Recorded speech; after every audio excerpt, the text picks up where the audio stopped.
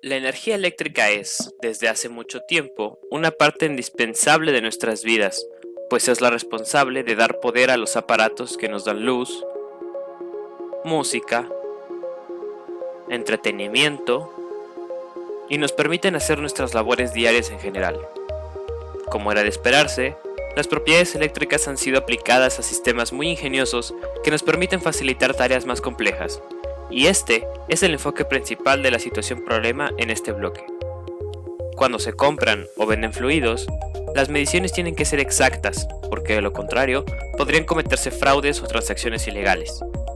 Nuestro reto consiste en diseñar y construir un medidor de nivel de fluido, utilizando nada más que las propiedades eléctricas fundamentales y algunas herramientas computacionales, por lo que a continuación daremos una breve descripción de los conceptos que jugaron un papel importante en la realización de este proyecto. El primer concepto que debemos definir es el de la energía eléctrica. La energía eléctrica se manifiesta como corriente eléctrica, es decir, como el movimiento de cargas eléctricas negativas o electrones a través de un cable conductor metálico, como consecuencia de la diferencia de potencial o voltaje que un generador esté aplicando en sus extremos. Cada vez que se acciona un interruptor, se cierra un circuito eléctrico y se genera el movimiento de los electrones a través del cable conductor. Las cargas que se desplazan forman parte de los átomos de la sustancia del cable, que suele ser metálica. El otro es el de capacitancia y capacitor. Llamamos capacitancia a la capacidad que tiene un dispositivo, normalmente un conductor, para almacenar carga eléctrica. Matemáticamente, la capacitancia de un conductor se define como la división entre la carga eléctrica del conductor medido en coulombs, entre la magnitud del potencial al que está sometido, medido en volts, mientras que un capacitor, también llamado condensador, es un dispositivo utilizado para almacenar carga eléctrica y está formado básicamente por dos conductores cercanos entre sí, que tienen cargas iguales pero de signo contrario. Nosotros analizaremos el caso más sencillo, que es el capacitor de placas planas paralelas idénticas. Por último, necesitamos conocer sobre circuitos y su variación conocida como circuito RC. El circuito eléctrico se define como el recorrido establecido de antemano que una corriente eléctrica tendrá. Se compone de distintos elementos que garantizan el flujo y control de los electrones que conforman la electricidad, mientras que un circuito RC es un circuito eléctrico compuesto de resistencias y condensadores. La forma más simple de circuito RC es el circuito RC del primer orden, compuesto por una resistencia y un condensador, como lo vimos en clase. Los circuitos RC pueden usarse para filtrar una señal alterna, al bloquear ciertas frecuencias y dejar pasar otras. Cabe destacar que, durante la clase, cubrimos muchos más temas, pero solamente hemos incluido en este video los que pensamos que fueron la clave para la solución de la situación problema. Sin embargo, no todo fue física. Como se dijo al principio del video, también tuvimos que utilizar diversas herramientas matemáticas, como la integral de línea, la integral de contorno y el teorema de Green. Ejemplos prácticos de su utilización pueden ser el cálculo de la longitud de una curva en el espacio, o bien el cálculo del trabajo que se realiza para mover algún objeto a lo largo de una trayectoria, teniendo en cuenta los campos de fuerza, descritos por campos vectoriales, que actúen sobre el mismo. Aplicado a nuestro reto, se podía usar para calcular la cantidad de trabajo que realizaba una carga puntual al moverse por un campo eléctrico conocido.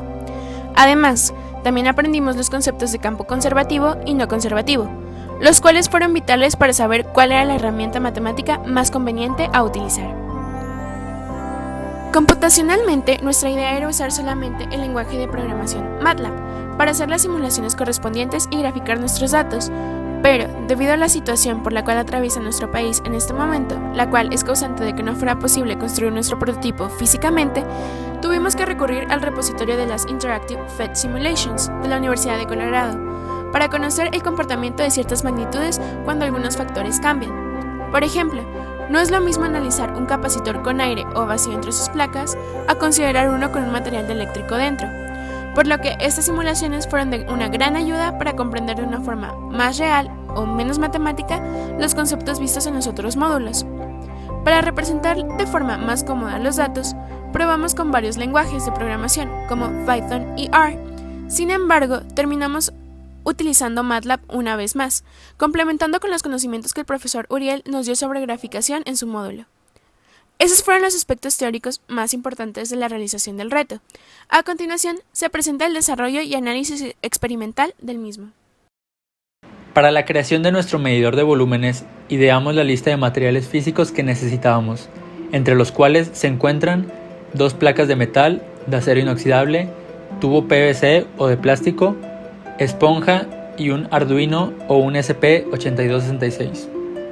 Empezamos con las placas de metal, las cuales concordamos con las medidas de 34 centímetros de largo por 1 centímetro de ancho, pues queríamos ser capaces de medir un tanque razonablemente grande. Cada placa deberá tener una distancia de separación de 3 milímetros aproximadamente, que es por donde pasaría el dieléctrico a escoger. Posteriormente, para fijar el espacio entre estas, pensamos que sería una buena idea colocar una esponja en el extremo superior de entre las 2 placas. Y finalmente, introducir el tubo de PVC. Este debería de tener una medida de largo un poco menor a la de las placas, puesto que se tiene que dejar un espacio para conectar el circuito de nuestro sensor.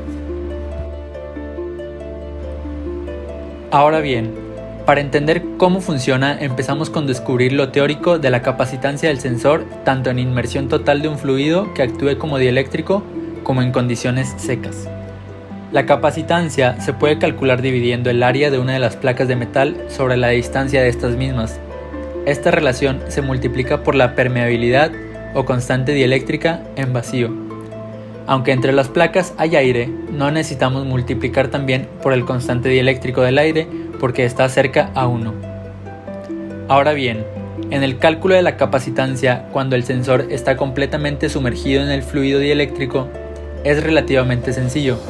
Solo usamos la longitud de la placa que estará inmersa para calcular esa área, dividir por la misma distancia de separación y multiplicar por el mismo dieléctrico constante como cuando el sensor está seco, y por la constante dieléctrica.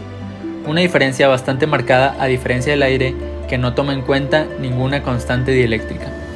Para ser precisos, la parte restante del sensor que permanece no sumergido debe calcularse como lo hicimos cuando este estaba seco, y agregamos a la capacidad calculada de la parte que está sumergida como si fuera la capacitancia equivalente. Durante la realización de la simulación, planteamos lo que íbamos a necesitar para realizar los cálculos con respecto a nuestro capacitor. Empezamos realizando las pruebas en FET, donde, con ayuda de las actividades anteriores y pruebas experimentales, terminamos de aprender por completo el funcionamiento del capacitor, sus relaciones a función de sus cambios y las variables necesarias a tomar en cuenta.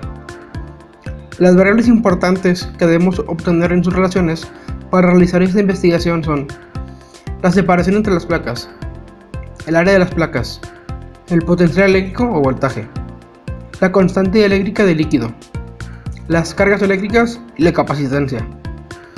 El material dieléctrico seleccionado fue la glicerina. Su constante es aproximadamente 42.5. El glicerol o glicerina es un alcohol el cual se trata como uno de los principales productos de la degradación digestiva de los lípidos. Se presenta en forma de líquido a una temperatura ambiental de 25 grados centígrados y es higroscópico e incoloro. Posee un coeficiente de viscosidad alto y tiene un sabor dulce como otros polialcoholes. El potencial eléctrico se define como un punto en el espacio, en una magnitud escalar que nos permite obtener una medida del campo eléctrico en dicho punto a través de la energía potencial electrostática que adquiría una carga si la situásemos en ese mismo punto. En este unimos el tema del voltaje para sacar la diferencia de su potencial eléctrico, el cual podemos obtener como la constante eléctrica por el campo eléctrico. Tanto el área de las placas como su separación fueron definidas por las simulaciones en las que trabajamos.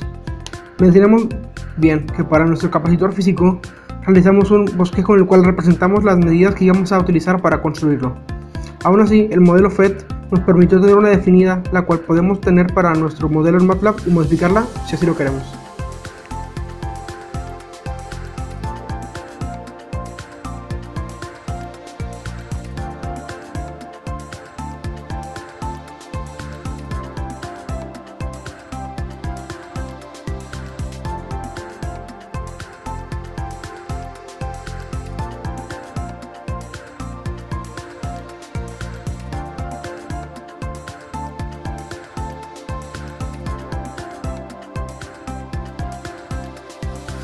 En esta primera gráfica se muestra el valor relacionado de la capacitancia sobre tiempo. podemos observar que es de forma lineal y va aumentando conforme transcurren los segundos. En esta relación se muestra cómo varía la carga en el capacitor con respecto al paso del tiempo. Como podemos observar, esta es una relación logarítmica. La carga incrementa rápidamente al inicio, pero después desacelera conforme se acerca a un valor final. Aquí podemos observar cómo el voltaje del capacitor cambia con respecto al tiempo. Podemos notar que su comportamiento es muy similar al de la carga en el capacitor. Esto se debe a que ambos están incrementando porque el capacitor está siendo cargado, está almacenando energía. Por otra parte, la corriente del circuito está disminuyendo de manera exponencial a medida que el capacitor se carga. Esto se debe a que el capacitor está absorbiendo toda esta energía hasta cargarse por completo. Cuando el capacitor ya no puede almacenar esta energía y está completamente cargado, su diferencia de potencial es igual a la de la fuente que la suministra, por lo que la corriente eventualmente llegará a cero. Finalmente, para dar cierre a nuestra investigación, podemos explicar los fenómenos vistos gracias a las distintas experimentaciones con nuestras simulaciones. Antes de tener nuestra constante dieléctrica definida, probamos con distintas, las cuales estaban incluidas dentro de la simulación FET, y llegamos a la conclusión de que entre mayor sea la constante del material, aumenta igualmente el campo eléctrico, la capacitancia y la carga eléctrica. Sin embargo, su potencial eléctrico disminuye. Esto tiene mucho sentido, pues el material dieléctrico es un aislante, y como tal debe disminuir el voltaje. Al momento de introducir el dieléctrico, la capacitancia aumenta a razón constante de la cantidad de este, por lo que entre más suba el dieléctrico por las paredes del capacitor, el sensor irá registrando una capacitancia cada vez mayor y, al mismo tiempo, un voltímetro marcará que la diferencia del potencial disminuye. Ambos fenómenos se realizan en una relación de proporcionalidad directa con la constante dieléctrica del material que se introduce en medio de las placas del capacitor, por lo que, encontrando esta razón de crecimiento, podemos calcular el nivel del fluido de dos formas principales, ya sea midiendo el decrecimiento en el potencial eléctrico o, en todo caso, midiendo el incremento en la capacitancia. Es preciso mencionar que, debido a que las razones de crecimiento o decrecimiento son dependientes de la constante dieléctrica, no se puede usar el mismo modelo matemático ni las mismas simulaciones para obtener lecturas de un fluido cualquiera, porque es casi seguro que sus constantes son diferentes. Por lo que, en caso de que se quiera usar el mismo sensor para distintos líquidos, hay que adaptar las ecuaciones y las simulaciones a las propiedades específicas del líquido en cuestión.